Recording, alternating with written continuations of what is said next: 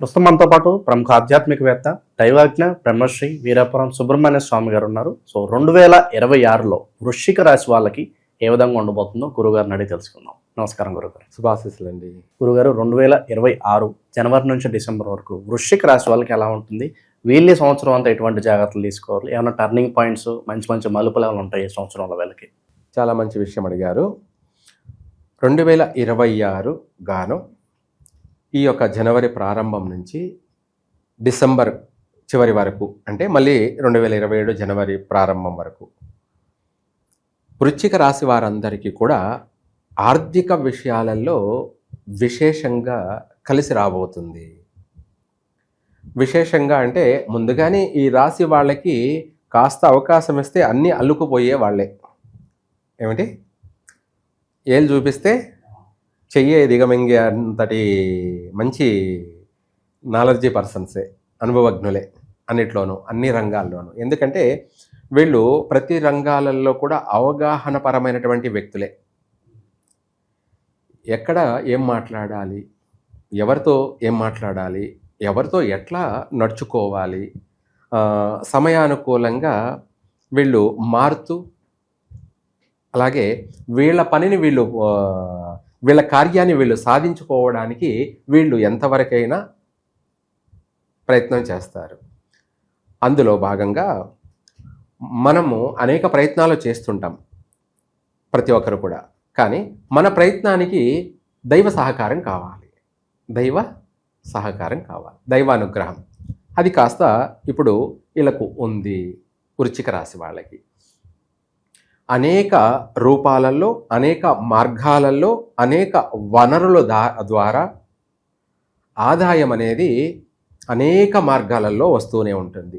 వృశ్చిక రాశి వారికి ఏ పని చేస్తూ ఉన్నా వాళ్ళకి ఆ పనిలో బాగా కలిసి వచ్చే అవకాశం ఉంది. ట్రావెల్స్ బిజినెస్ చేస్తున్నారు, వాళ్ళకి కలిసి వచ్చే అవకాశమే ఉంది. ఎందుకంటే ఈ వృశ్చిక రాశి వారికి పంచమ స్థానంలో శని ఉండడం, అలాగే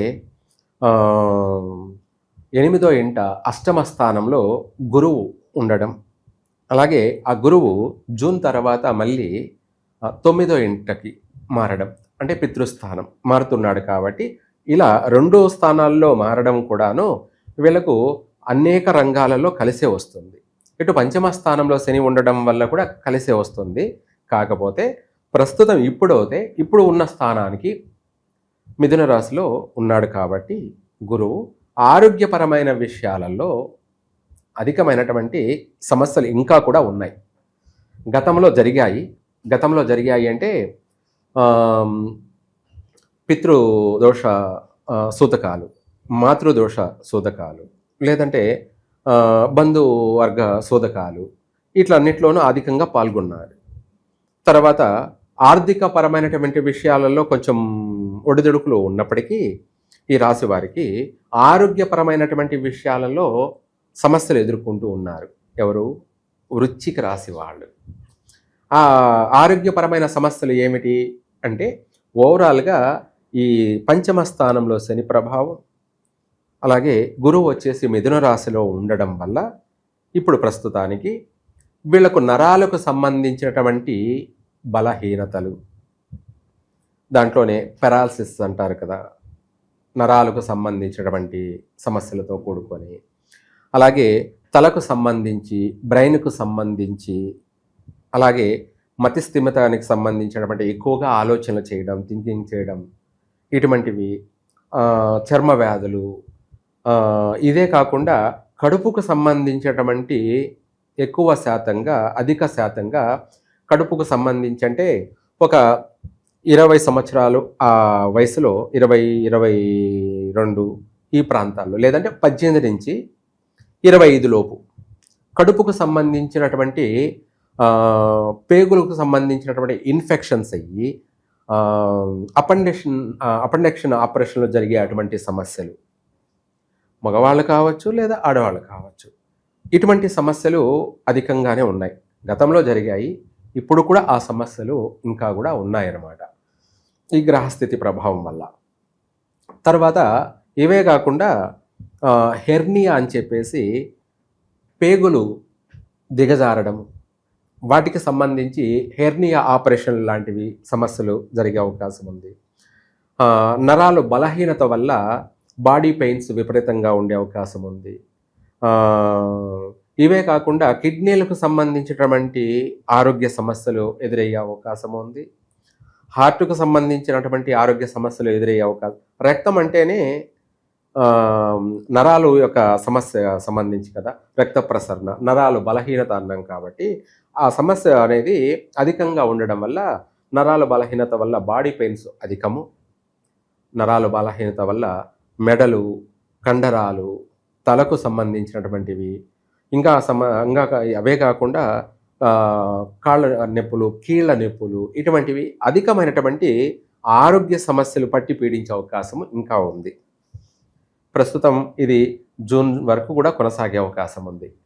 ఆర్థికంగా మాత్రం బాగుంటుంది, ఆర్థికంగా బాగుంటుంది, కానీ ఆరోగ్యంగా బాగుంటుంది. ఆ తర్వాత జూన్ తర్వాత జూలై నుంచి ఏదన్నా ఆరోగ్యపరంగా బయటపడే అవకాశము ఉంది. ఈ సమస్యల నుంచి, ఈ అనారోగ్య సమస్యలన్నిటి నుంచి కూడా మెల్లమెల్లగా అక్కడి నుంచి ఆ సమస్యలన్నీ బయటపడే అవకాశం ఉంది. అక్కడ వైద్య రంగాన్ని ఆశ్రయించి దాని నుంచి రికవరీ చేసుకొని మళ్ళీ ఆరోగ్యపరంగా స్థిరపడే అవకాశం కూడా ఉంది వృశ్చిక రాశి వారికి. ఒక మాట చెప్పాలంటే ఆర్థికంగా బాగుంది, ఆరోగ్యపరంగా ఓవరాల్గా బాగలేదు. ఆ తర్వాత ఆ ఆరోగ్య సమస్యలు కూడా కొంత రికవరీ అయ్యే అవకాశం ఉంది. మొత్తం మీద ఓవరాల్గా టోటల్గా చూసుకుంటే ఆరోగ్యపరమైనటువంటి విషయాల్లో ఎప్పుడు ఏదో ఒక సమస్యలు వచ్చే అవకాశం ఉంది. అట్లనేసి ఇక్కడ చెప్పుకోవడానికి వీల్లేదు. ఒక్కొక్కరు పుట్టిన సమయాన్ని బట్టి చిన్నప్పుడు ఉంటాయి, మళ్ళీ మధ్యలో ఉండవు అన్నమాట. మధ్యలో అంటే యవ్వన వయసులో ఉండవు, ఎటువంటి ఆరోగ్య సమస్యలు ఉండవు. మళ్ళీ వృద్ధాప్యంలో వచ్చే అవకాశం ఉంది, బాల్యంలో ఉండే అవకాశం ఉంది కొంతమందికి. ఆ తర్వాత మధ్యలో ఎటువంటి ఆరోగ్య సమస్యలు ఉండవు. ఆ తర్వాత వృద్ధాప్యంలో మళ్ళీ సమస్యలు వచ్చే అవకాశం ఉంది. కొంతమందికి ఏంటంటే దీర్ఘకాలిక సమస్యలు ఉన్నాయి.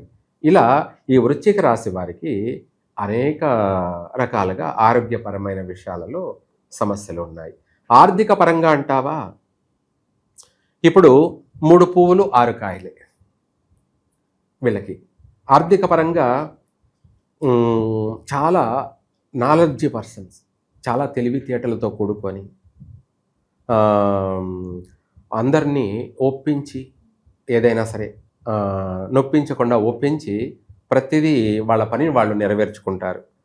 వ్యాపార పరంగా, అలాగే ఉద్యోగపరంగా, విద్యారంగాల్లో ఉన్నటువంటి పిల్లలు కానీ, అలాగే సురద్రూపి, బాగా అందరినీ మ్యాగ్నెట్ లాగా ఆకర్షించడం, వీళ్ళ పనులు వీళ్ళు ఎదుటి వాళ్ళ వల్ల చేయించుకోవడం, ఇలాంటివన్నీ కూడా బాగుంటాయి. మళ్ళీ రూలింగ్ చేయడాలు, రూలింగ్ అంటే లీడర్ పొజిషన్లు, ఇటువంటివి. స్కూల్లోనూ లీడరే, ఆ తర్వాత పెద్ద అయిన తర్వాత రాజకీయాల్లోనూ రాణించడం లీడర్లే, ఇలాంటివన్నీ కూడా ఉంటాయి. ఇవే కాకుండా ఉద్యోగ ప్రయత్నాలు చేసే వాళ్ళకి ఇప్పుడు అనేక రంగాలలో వీళ్ళకి అవకాశాలు ఉన్నాయి. అటు సైంటిస్టులు గాను, కొంతమంది డాక్టర్లు గాను, కొంతమంది మెడిసిన్ ఫార్మసీ దాంట్లోనూ, కొంతమంది ఐఏఎస్ ఐపీఎస్ శాఖల్లో వాటిల్లోనూ, కొంతమంది రాజకీయ నాయకులు గాను, ఇలా అనేక రంగాలలో స్థిరపడే అవకాశం కూడా వీళ్ళకు ఉంది. ఇవన్నీ పక్కన పెడితే విదేశాలకు ప్రయత్నం చేసేవాళ్ళు ప్రతి ఒక్కరికి అవకాశం ఉంది. వృశ్చిక రాశి వాళ్ళకి ఓవరాల్గా అధిక శాతం విదేశాలకు వెళ్ళే అవకాశం ఉంది. అక్కడ కూడా స్థిరపడే అవకాశం ఉంది. అక్కడ వీళ్ళ తెలివితేటల వల్ల, వీళ్ళ చాకచక్యంగా బాగా 10 మందిలోనూ చేసే ఉద్యోగంలో కూడా స్టాఫ్ లీడర్ లాగా, ఇప్పుడు ఒక కంపెనీలో ఉద్యోగం 100 మంది చేస్తున్నారు, ఆ 100 మందికి వీళ్ళు లీడర్లు అయ్యే అవకాశమే ఉంది. అటువంటి పొజిషన్ కూడా ఉంది. ఆర్థిక పరంగా రాణిస్తారు, స్థిరపడతారు ఉద్యోగాలలో. అక్కడ కూడా మంచి ఆస్తులు సంపాదించడం, కూడబెట్టుకోవడం, ఇక్కడ విదేశాలలో, ఇలాంటివి అధికమైనటువంటి ధన రాబడి కూడా వీళ్ళకు ఉంది. ఎవరికి? వృశ్చిక రాశి వాళ్ళకి. వీళ్లకు వృశ్చిక రాశి వాళ్ళు ఎక్కువ శాతం వీళ్ళకు కూడా ఈ ఫిష్ వ్యాపారాలు చేసేవాళ్ళు చేపల మార్కెట్ విషయాల్లో ఇటువంటి వాటిల్లో కానీ, లేదా ఇంకా ఇతరత్ర కొన్ని ఈ యొక్క జెమ్ స్టోన్స్ అని కానీ, లేదంటే జ్యువెలరీ బిజినెస్ కానీ, లేదా రియల్ ఎస్టేట్ వ్యాపారాలు చేసేవాళ్ళు కానీ, అదే కాకుండా మధ్యవర్తి అంటే బ్రోకర్లు అంటాం కదా, మధ్యవర్తిత్వం మీడియేటర్ లాగా వీళ్ళకి ఇంకా కూడా అధిక రాబడి ఉంది. వీళ్ళేం పెట్టుబడి పెట్టేది లేదు. అటు ఇటు ఇద్దరి మధ్య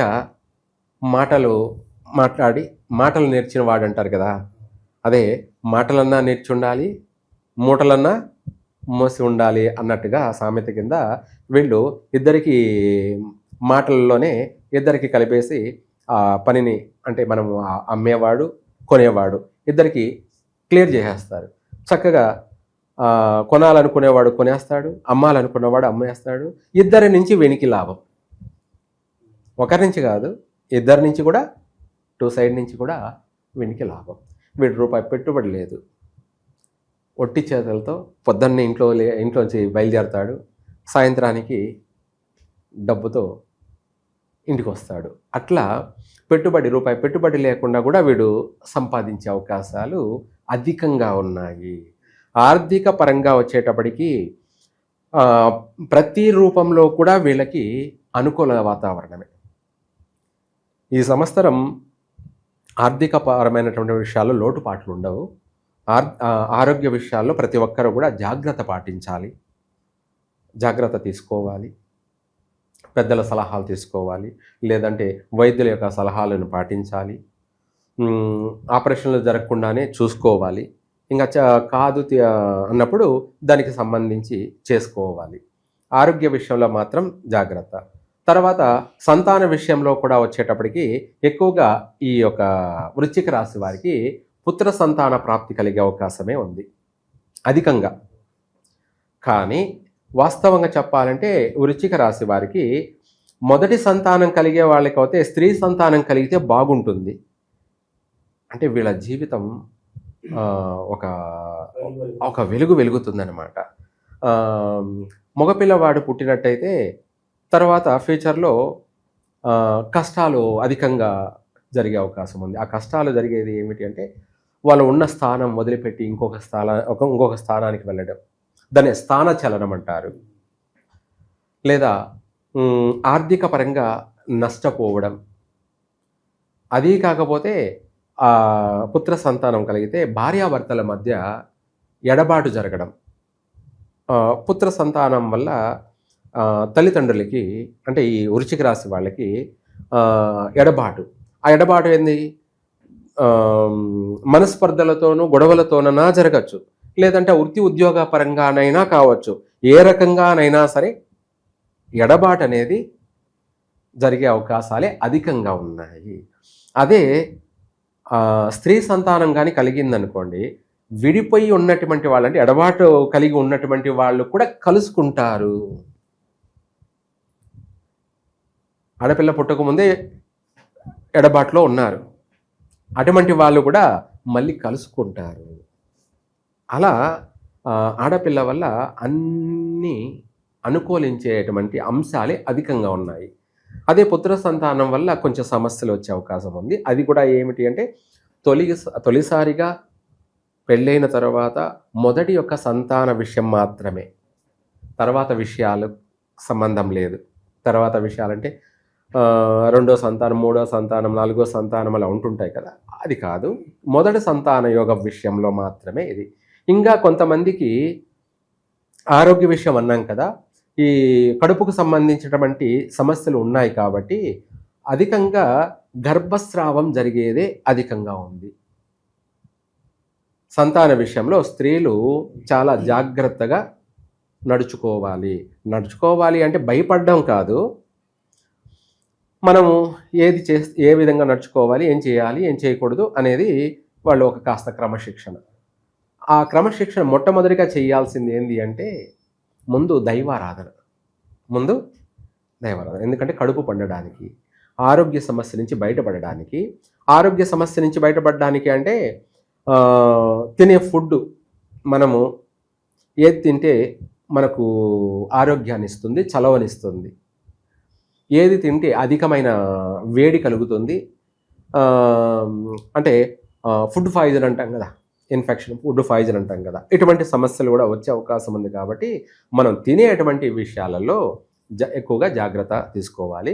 ఇంకా కూడా కుంకుమ పువ్వు వేడి నీళ్ళల్లో తాగడం, ఆదివారం మంగళవారము వారానికి ఒకసారి 2 సార్లు వేడి నీళ్ళల్లో కుంకుమ పువ్వు, పాలల్లో కాదు, ఎందుకంటే ఇప్పుడు పాలు అన్ని కెమికల్ పాలు కాబట్టి అందువల్ల పాలతో ఎక్కువ తీసుకోవద్దు. వేడి నీళ్లు తీసుకోండి. ఆ గోరువెచ్చని నీళ్ళలో కుంకుమ పువ్వు వేసి తాగడం వల్ల ఎక్కువ శాతం ఆరోగ్యానికి మార్గం ఉంది, ఆరోగ్యానికి అవకాశం ఉంది. ఎక్కువ శాతం ఈ సమయంలో నాన్ వెజ్ తీసుకోవద్దు. ఎవరు గర్భవతులుగా ఉన్నటువంటి వాళ్ళు నాన్ వెజ్ ఎక్కువగా తీసుకోకండి.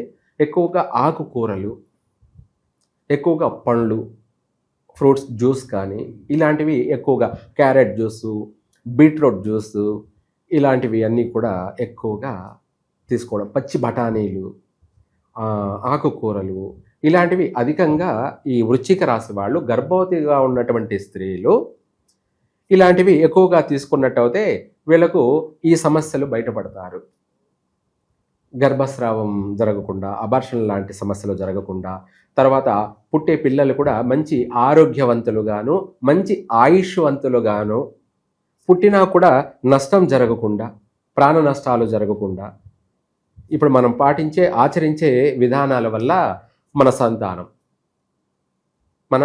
సంతానం ఏమిటంటే మనం ఏం చేస్తామో దాన్ని బట్టే ఆ పుట్టే బిడ్డల యొక్క జీవిత రహస్యం. అందుకనేసి ఈ వృశ్చిక రాశి వాళ్ళకి సంతాన విషయంలో జాగ్రత్త పాటించండి, ఆరోగ్య విషయంలోనూ జాగ్రత్త పాటించండి, పర్వాలేదు. ఆర్థిక పరంగాను ఎలాగో అనేక విషయాలలో కూడా లాభదాయకంగా ఉంది. గృహయోగం ఉంది, వాహన యోగం ఉంది, వస్తు యోగము ఉంది, అలాగే వివాహ యోగం కూడా ఉంది అందరికీ కూడా, సంతాన యోగము ఉంది, అలాగే ఉన్నత విద్యా యోగము ఉంది. అంటే మంచి ఈ వృశ్చిక రాశి వాళ్ళు బాగా చక్కగా రాణించగలుగుతారు. మంచి మార్కులు తెచ్చుకుంటారు. ఫస్ట్ క్లాస్లో పాస్ అయ్యే అవకాశం ఉంది. గొప్పగా పేరు ప్రఖ్యాతులు గడించే అవకాశం ఉంది. పిల్లల కాడి నుంచి కూడా అందరూ కూడా మంచి పేరు ప్రఖ్యాతులు గడించే అవకాశం ఉంది. కాబట్టి ఇవన్నీ కూడా యోగాలే, అన్నీ ఉన్నాయి. ఆరోగ్య విషయంలో జాగ్రత్త ఉన్నాయి. అదే అన్నీ ఉన్నాయి, అల్లు నోట్ల శని ఉంది అంటాం కదా, ఆ సామెత కింద ఈ యొక్క ఆరోగ్యం బాగోకపోతే ఇవన్నీ ఉన్నా వేస్టే కదా. ఆరోగ్యమే మహాభాగ్యం. అందుకనేసి వృశ్చిక రాశి వాళ్ళందరూ కూడా ఆరోగ్య విషయంలో జాగ్రత్త పాటించండి. మిగతా అన్ని విషయాలలో వీళ్ళ మెమోరీస్ పవర్ అధికం, వీళ్ళ తెలివితేటలు, వీళ్ళ నాలెడ్జీ వచ్చేసి ఒక రేంజ్ ఉంటుందన్నమాట. వీళ్ళ ఆలోచన విధానం, వీళ్ళ నడవడిక విధానం కూడా, వీళ్ళు ఆచరించే విధానాలను కూడా అన్ని హై హై హై క్వాలిటీ ఇదిగా ఉంటుంటాయి అన్నమాట. అందువల్ల పర్వాలేదు అన్ని విషయాలలో. కానీ ఎన్ని ఉన్నా మన ఆరోగ్యమే మనకు ముఖ్యమైనటువంటి విషయం కాబట్టి ఆ విషయంలో అందరూ కూడా జాగ్రత్త పాటించండి. మంచి అనుభవజ్ఞులైనటువంటి సలహాలు తీసుకోండి.